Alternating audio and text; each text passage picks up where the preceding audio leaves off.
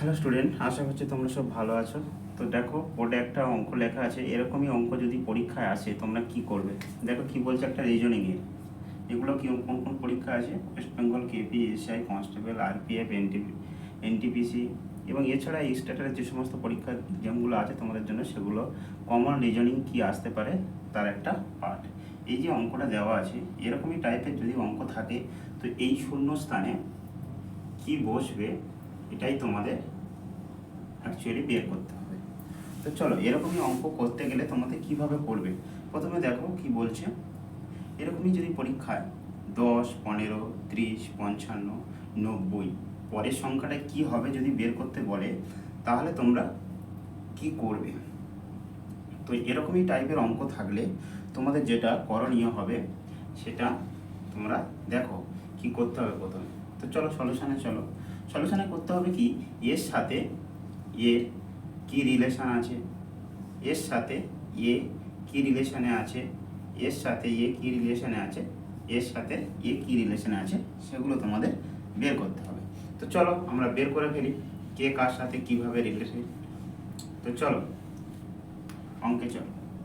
তো এখান থেকে এর মধ্যে দেখো কত যোগ করলে 15 হচ্ছে। নিশ্চয়ই 15 যোগ করলে 15 হচ্ছে, মানে 5 যোগ করলে 15 হচ্ছে 10-এর সাথে। এর সাথে এটা কত যোগ করলে হবে? এর সাথে এটা 15 যোগ করলে তারপর 30 হবে। 55-র সাথে এটা কত যোগ করলে, 30-এর সাথে কত যোগ করলে 55 হবে। তো 30-এর সাথে যদি আমি 25 যোগ করি, দেখো 55 হচ্ছে, আচ্ছা। তো তাহলে 90-এর সাথে 55-র সাথে কত যোগ করলে 90 হবে। তো এর সাথে এটা যোগ করো, কত আসছে দেখো, ডিফারেন্স কত আসছে দেখো। এর সাথে এটা যদি বিয়োগ করা হয় 5, হাতে থাকে 1, 3, 35। ঠিক আছে, তাহলে এর সাথে এর কি রিলেশন আছে আবার আমরা বের করব।